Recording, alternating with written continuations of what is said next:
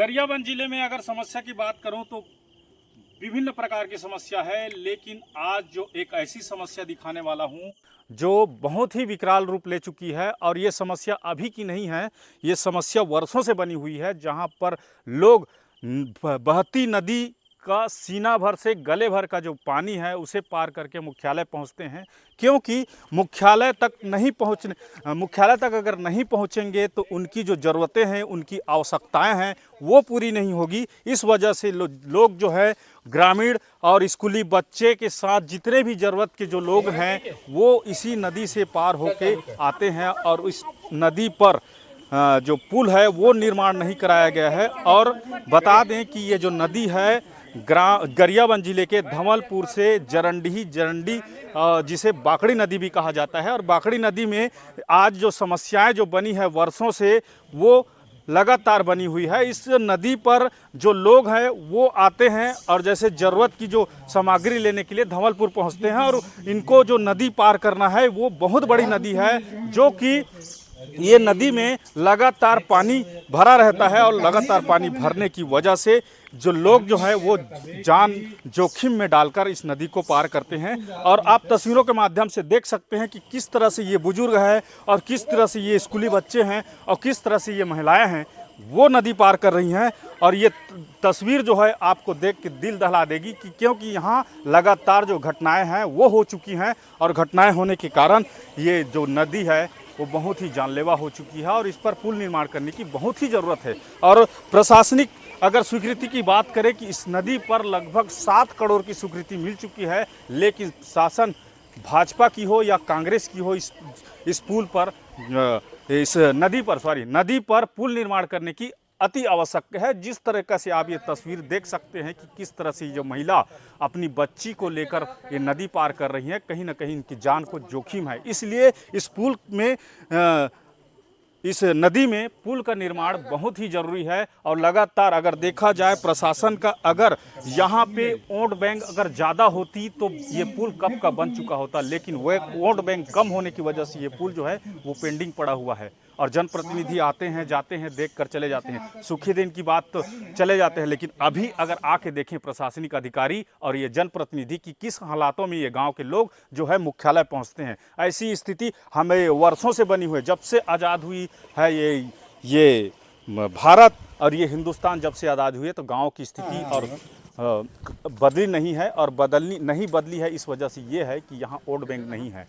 Vote bank अगर रहती तो ये पुल जो नदी में पुल बन जाता। तो यहाँ पर एक बहुत बड़ी घटना हुई है, और बहुत बड़ी घटना ये है कि जो स्कूली जो बच्ची है वो बह गई है, इसके पहले एक बुजुर्ग बह गया है, इसके साथ छोटी बड़ी जो घटनाएं हैं लगातार होती रहते हैं। उस बीच में हम जानते हैं कि यहाँ एक भाई हैं, उनसे जानेंगे कि यहाँ किस प्रकार से घटना हुई थी और कैसे हुई थी।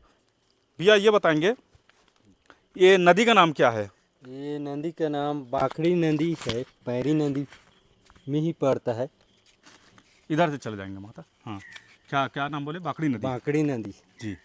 तो जैसे महिलाएं पार हुई अपनी बच्ची के लिए, स्कूली बच्चे जो पार हुए, बुजुर्ग साइकिल लेके लाद के, ऐसी स्थिति बनी रहती है? जी, ऐसी स्थिति बना रहता है।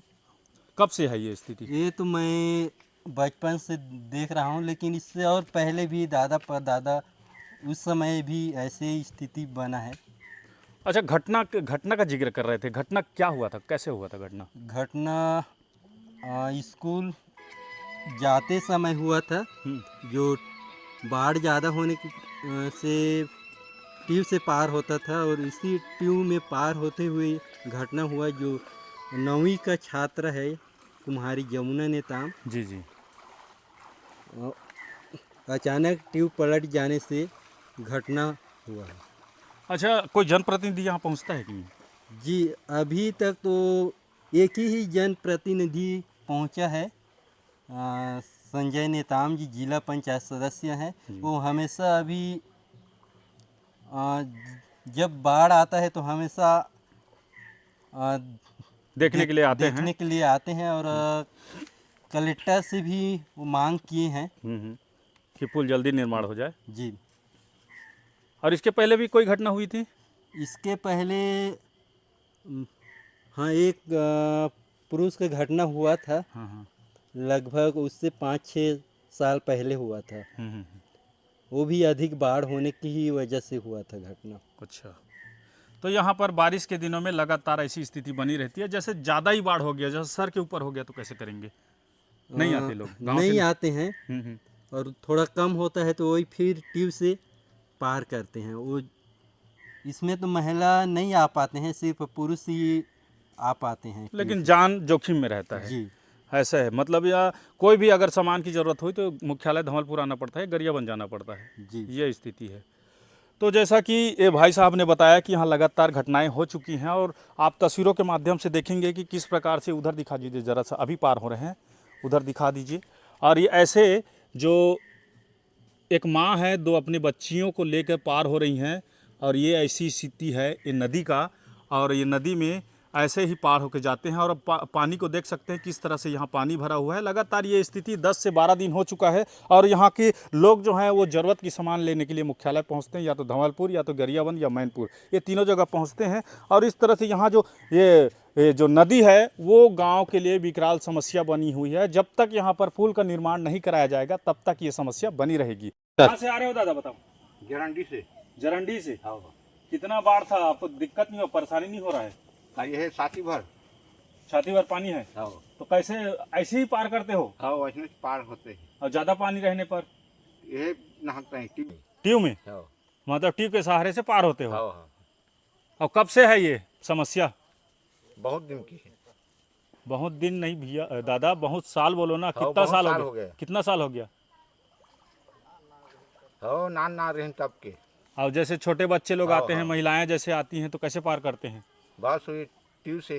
ट्यूब से? हाँ। तो ट्यूब से तो खतरा बना रहता है, ज़्यादा पानी है तो। खतरा है। तो कभी घटना वटना ऐसा हुआ है क्या? हाँ। कब हुआ था?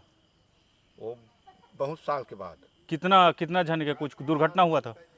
हाँ, 10-15 साल। अच्छा, तो रोज़मर्रा की ज़िंदगी के लिए यहाँ रोज़ आते हो सामान वामान हाँ, खरीदने के लिए, हाँ। दुकान उकान? अब यहाँ आए बिना तो काम ही नहीं चले ना। कोई। दाल कहीं कुछ साग सब्जी में। अच्छा, आपका राशन दुकान कहाँ पे है? धवलपुर। धवलपुर? हाँ। तो राशन जब ले जाना रहता है, बाढ़ रहता है, तो कैसे करते हो? बस वो ट्यूब में नहाते हैं। ट्यूब में? हाँ। और कितना का जनसंख्या होगा वहाँ? मतलब बहुत है। बहुत है। हाँ। तो अभी कहाँ जा रहे हैं आप? ये है धवलपुर। धवलपुर। बाजार। आप लगातार क्षेत्र के दौरा कर रहे हैं, उसी भी धवलपुर पहुंचे हुए हैं। हम रिपोर्टिंग करने के लिए अभी बागड़ी पैरी नदी पहुंचे हुए थे। वहां की स्थिति इतनी गंभीर है कि वहां जो लोग हैं वो सीना भर पानी पार कर रहे हैं। उसके लिए आप क्या कहेंगे? हाँ, निश्चित बहुत गंभीर समस्या है ये।